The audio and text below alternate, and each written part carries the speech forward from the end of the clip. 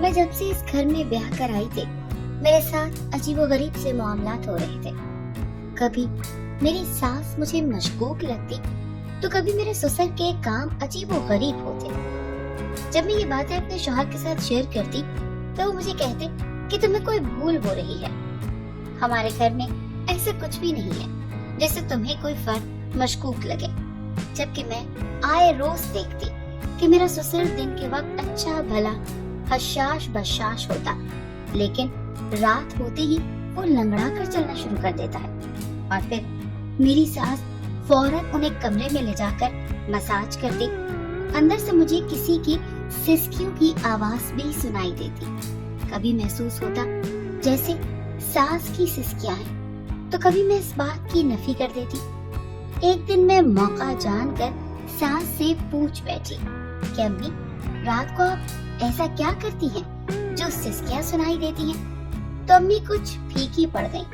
مگر جب یہ بات میرے سسر کو پتا چلی تو انہوں نے مجھے پیار سے سمجھایا کہ میں ان کے معاملات میں دخل نہ دوں ورنہ اچھا نہیں ہوگا.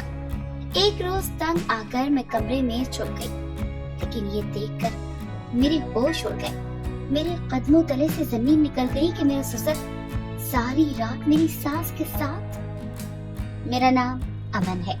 میں اپنے والدین کی اکلوتی اولاد تھی. میرے ماں باپ مجھ پر جان چھڑکتے تھے. جس چیز کی خواہش ہوتی پاپا اسے فوری پورا کرتے.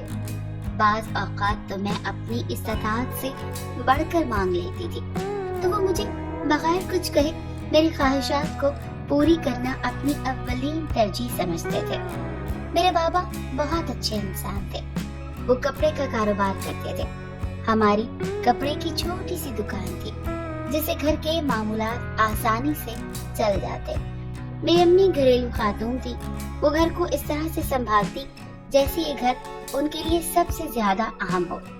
ہر چیز کا وہ حساب رکھتی. کتنے پیسے کہاں پر لگانے ہیں وہ ہر چیز کو دیکھ رہی ہوتی تھی. میں اور ابا کبھی کبھار تو ہنستے رہتے اور انہیں چھیڑتے کہ آپ کو تو محلے میں کمیٹی ڈالنے والی آنٹی ہونا چاہیے تھا یا پھر آپ کو کسی اسکول میں میتھ کی استانی ہونا چاہیے تھا. امی ہم دونوں کو گھورتی رہتی اور ہم ہنستے رہتے.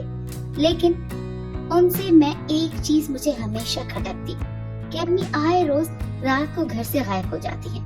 میں اور ابا یہ بات جانتے تھے کہ امی رات کو کہیں جاتی ہیں اور ساتھ جتنی بھی بچت ہوتی ہے وہ بھی لے جاتی ہیں.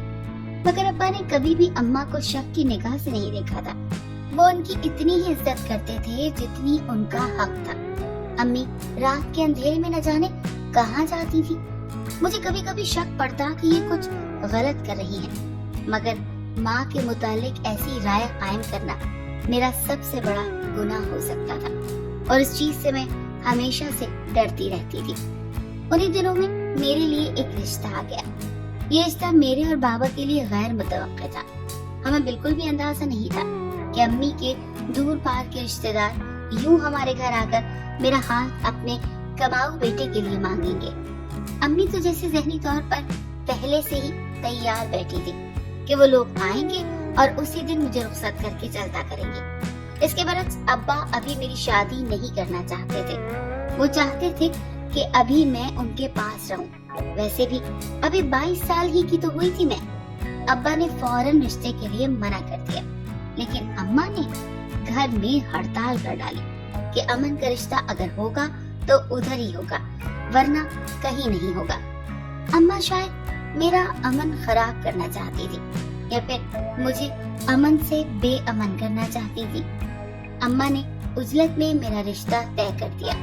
ابا اور میں حیران رہ گئے اور بس دیکھتے ہی رہ گئے.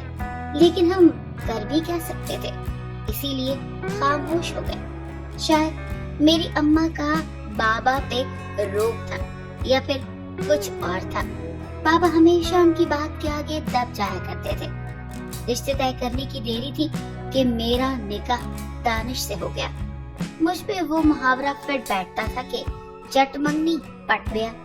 میں دانش کے نکاح میں آ چکی تھی اور آج اس کے کمرہ عروسی میں بیٹھے آنے والے لمحات کا انتظار کر رہی تھی کہ نہ جانے दानिश की कुर्बत मेरे लिए सुकून का बायस बनेगी या बेसुकूनी का। आज मेरी सुहाग रात थी, लेकिन वो सुहाग रात कहीं से भी नहीं लग रही थी।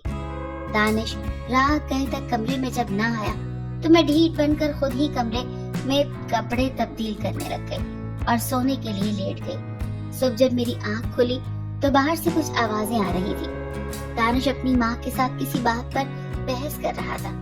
मैं उठकर तैयार होकर बाहर गई तो मेरी सास ने अपने चेहरे को ठीक किया और मुझे अपने साथ लेकर किचन में चली गई। मगर दानिश के तेवर देखकर मैं डर गई थी कि इन्हें क्या हुआ है जो अपनी माँ को यूं देख रहे हैं। नई नई शादी पे सब लोग खुश थे, एक मैं थी जो शादी करवा कर फंस गई थी। मुझे अपनी माँ के फैसले पर बहुत गुस्सा आता, जिसे मैं खामोशी से याद करके सब्र का घूंट पी जाती। मेरी शादी को 6 माह गुजर चुके थे।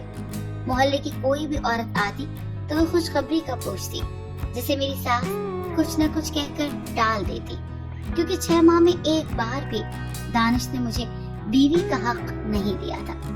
इन सब बातों से हटकर मेरे ससुराल का माहौल हर पल मुझे पुरस्कार अजीबोगरीब मालूम होता। मेरा ससुर दिन के वक्त अच्छा भला हशाश बशाश नजर आता, मगर जो ही रात के 9 बजते तो वो लंगड़ा कर चलना शुरू कर देता। मैं उनसे कहती रहती कि अब्बू जी आए, आपको डॉक्टर के पास लेकर जाऊं या टेस्ट करवाऊं। आप रात होते ही लंगड़ाते हैं लेकिन दिन को ठीक हो जाते हैं। तो ससुर जी मुझे टाल मटोल कर देते या फिर ये कहकर मुझे मुतमईन कर देते कि मैं उम्र के अब इस हिस्से में हूँ जहाँ ये सब चलता रहेगा। मुझे क्या मालूम था कि उनकी उम्र का हिस्सा मेरी खुशियाँ खा जाएगा, मेरी जिंदगी जहन्नुम बना देगा। अब रोज ऐसे होता था कि दिन को ससुर ठीक होता, लेकिन रात 9 बजे ही लंगड़ाना शुरू कर देता। फिर सास उनके लिए जैतून का तेल गरम करती और उनसे मेरे ससुर का मसाज करती। एक दिन दानिश घर मौजूद नहीं थे। मैं पानी पीने के लिए आधी रात को जब बावर्ची खाने में गई तो मुझे सास ससुर के कमरे से सिसकियों की आवाजें सुनाई देने लगी। पहले तो मुझे शक हुआ जैसे ये मेरी सास की आवाजें हैं, लेकिन फिर मुझे लगा जैसे अंदर कोई तीसरा फर्द भी मौजूद है। मैं इसी कश्मकश में मुब्तला रही। फिर जहन झटक कर पानी पीने लगी। अगले दिन जब इस बात का जिक्र मैंने सास से किया तो उनकी रंगत फीकी पड़ गई थी। मुझे मेरा वहम कहकर बात को घुमा गई। शाम को जब ससुर जी आए तो उन्होंने मुझे इस बात को भूल जाने का कहा। मैं उनसे कुछ पूछने ही वाली थी कि वो मुझे कहने लगे, तुम्हारा दिमाग ठिकाने पे नहीं है बेटा, तुम्हें यूं ही गुमान होते रहते हैं, जबकि ऐसा कुछ भी नहीं है। मैं ये सब सुनकर फरामोश कर चुकी थी और ये बात अब बिल्कुल भूल चुकी थी, क्योंकि जब मैंने इसका जिक्र दानिश से किया तो वो मुझे पागल और नासमझ कहने लगे थे और मजीद कि मैं एक अच्छी बहू नहीं हूँ जो अपने सास ससुर पर शक करे। वो अच्छी बहू हो ही नहीं सकती। मशरकी लड़की होने के नाते मैं अब हर मुमकिन कोशिश करने लगी थी कि मैं अच्छी बहू के साथ साथ अच्छी बीवी भी बन सकूं। मैं इस बात से कहाँ वाकिफ थी कि मुझे अच्छी बहू बनने के लिए बहुत कुछ कुर्बान करना पड़ेगा, और इस राह में थी मैं बिल्कुल अकेली। इसके बरक्स उसूल भी मुख्तलिफ थे, लेकिन मुझे इसमें खुद को ढालना था। एक दिन अभी सुबह सुबह का वक्त था, मुझे अब्बा की कॉल आ गई। मैं नंबर देखकर परेशान हो गई। बस दिल ही दिल में दुआएं करती रही कि अल्लाह सब ठीक हो, अम्मा अब्बा खैर से हो। लेकिन जब फोन सुना तो मेरे होश उड़ गए। अब्बा ने बताया कि अम्मा अस्पताल में है, उनकी हालत बहुत नासाज है। मैं फौरन तैयार होकर अस्पताल पहुंची और वहाँ अम्मी को ऐसी हालत में देखकर मैं रोना शुरू हो गई। कुछ ही देर बाद मेरा ससुर और सास भी वहाँ आ गए। मेरे ससुर ने डॉक्टर से कुछ पूछा और कमरे में चला गया। पहले तो मैंने ये बात बिल्कुल भी महसूस नहीं की, मगर जब की तो मुझे कुछ गलत होने का एहसास हुआ। आखिर मेरा ससुर ही अम्मा के कमरे में क्यों गया था? बाकी किसी को भी जाने की इजाजत क्यों नहीं थी? कुछ ही देर बाद अम्मी की हालत संभल चुकी थी। डॉक्टर भी हैरान थे कि अचानक वो बेहतर कैसे हो गई। हम सब ने अम्मी को ठीक देखकर शुक्र का कलमा अदा किया और फिर कुछ घंटों बाद अम्मी घर आ गई। मैंने दानिश से बात करके अम्मा के घर जाने का कहा। ताकि अम्मा का बेहतर तरीके से ख्याल रख सकूं। कुछ दिन मैं अपनी अम्मी अब्बू के साथ ही रही, लेकिन 3 दिन बाद मैंने देखा अम्मी कुछ पैसे लेकर फिर घर से गायब हैं। मैंने अब्बा से पूछा तो उन्होंने लाइल्मी का इजहार किया। अगले दिन अम्मी से तो कुछ ना पूछा, लेकिन मैं दिल ही दिल में ठान चुकी थी कि मैं अब इस रात से पर्दा उठाकर ही सांस लूंगी। चुनाचा मैं अगली रात अम्मा की निगरानी करती रही। जब अम्मी दरवाजे से बाहर निकली तो उसी वक्त रात के 9 बज चुके थे। मेरे जहन में इसके अलावा और कोई बात नहीं थी कि जो मैं सोचती। अगर मैं वो सोच लेती तो शायद कयामत आने से पहले रोक लेती। अम्मी रिक्शे में बैठ गई, मैं भी रिक्शे में बैठकर अम्मी का पीछा करने लगी, लेकिन ये देखकर मेरे होश उड़ गए। मेरा रंग फीका पड़ गया कि अम्मी तो मेरे ससुराल आई है। मैं साथ ही दरख्त की ओट में छुप गई और उनको अंदर जाते देखती रही। उन्हीं कदमों में वापस आ गई।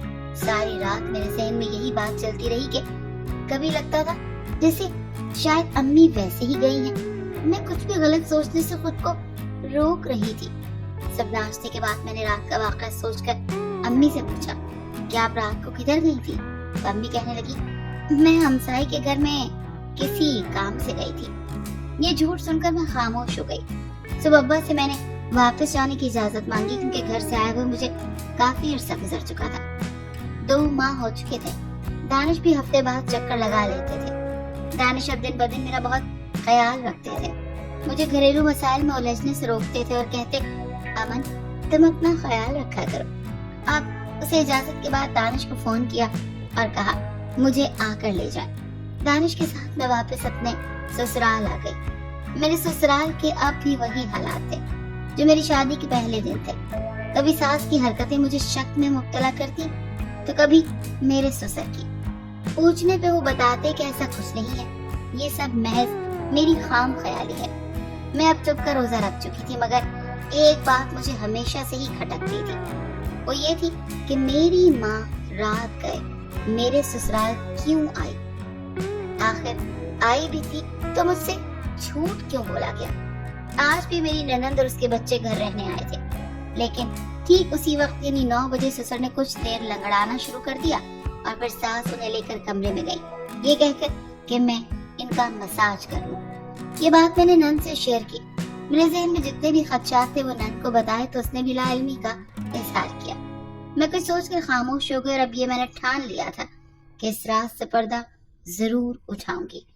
2 दिन बाद ही दानिश को किसी काम के सिलसिले में लाहौर जाना था। मैंने मौके का भरपूर फायदा उठाया और 7 बजे ही ये कहकर कमरे में चली गई कि मेरी तबीयत खराब है, मैं आराम करने जा रही हूँ। कमरे में आकर दबे पैरों से सास ससुर के कमरे में चली गई और वहाँ उनके वॉशरूम में छुप गई। वॉशरूम में एक रोशनदान भी था जिसे मैं बआसानी देख सकती थी। 9 बजने में सभी कुछ ही मिनट थे। मेरी धड़कन मामूल से तेज हो चुकी थी। मैं बार बार ये दुआ कर रही थी कि अल्लाह करे कुछ भी गलत ना हो। जब मेरी सास ससुर को कमरे में लेकर आई तो मेरे ससुर कमरे में आते ही फिर ठीक हो गया। सास ने मेरे ससुर की टांगों पे मसाज शुरू कर दिया। मैं ये देखकर खुद को कोसने लगी कि मैं भी कितनी पागल हूँ जो शक कर रही थी। यहाँ तो ऐसा कुछ भी नहीं है। अब मैं बाहर जाने का सोच ही रही थी कि मैं बाहर कैसे जाऊँ। तभी मैंने देखा कि कमरे में तीसरा भी आ गया और ये देखकर मेरी आंखें फटी की फटी रह गईं कि वो कोई और नहीं बल्कि मेरी खुद की माँ थी। मेरी माँ को देखकर मेरा ससुर फौरन उठ गया और उसके चेहरे पे अजीब तंज और हंसी थी। मेरी अम्मा ने आते ही ससुर से माफी मांगना शुरू कर दी कि मुझे माफ कर दो भाई, मैं आपसे माफी मांगती हूँ, एक बार मुझे मेरी माँ से मिलवा दो।